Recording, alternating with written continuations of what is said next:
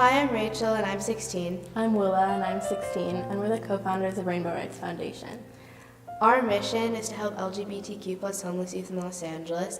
We've seen that homelessness is a huge problem in our city. We wanted to do something about it, and LGBTQ plus rights are extremely important to us and they have a huge connection, so we decided that that would be a good thing to tackle.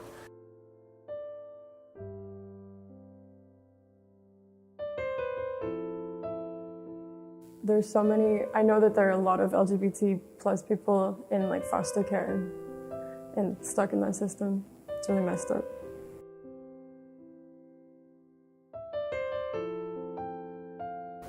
It's really sad that so many people get a negative reaction and might not feel like they're accepted by their parents for something that they can't change. For a lot of parents, it might benefit to understand why it's that they have that negative reaction. I actually have a friend of mine whose parents threw him out when he came out as trans. His mom was not cool with it. She tried to force him to be cis for a couple months, and when he wouldn't transition back because he was a boy, she threw him out. Everybody just wants to be loved, and everybody just wants to, love others and have people who love them and feel comfortable and safe, and I just don't understand why, we as a society can't just let that happen. Something that's so central to you and constitutes your character, and having your parents have a negative reaction is must be so deteriorating. I think that you should be able to be who you are and be yourself around the people that you love, especially your family.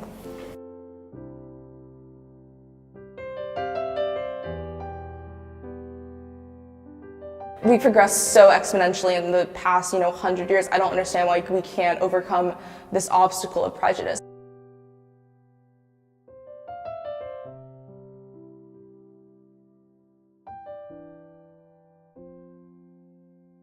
I'm disappointed but not surprised.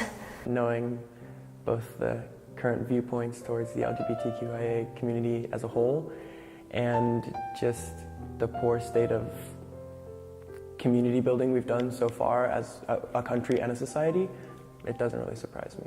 When I was living back in my hometown in Maryland, I was the only publicly out queer person, and that was a lot less safe, and I was scared to go out at night.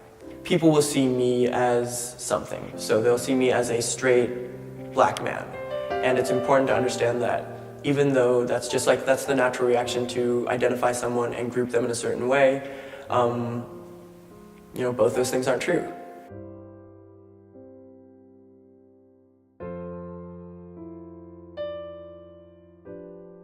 I think that's kind of positive because 500,000 visits each year, even though of course one person's going to visit multiple times, that's 500,000 people each year who are engaging in a community and putting a face to numbers, which I think is really important because you can give all the numbers you want about how many youth are homeless and how many LGBTQ people are accused or victims of hate crimes, but until there's a face and a personality and more than just numbers, I think that's when it starts to become something more. I think that these services should be more available to everyone everywhere, in schools, in doctors' offices, in workplaces, anywhere where it even remotely makes sense they should be.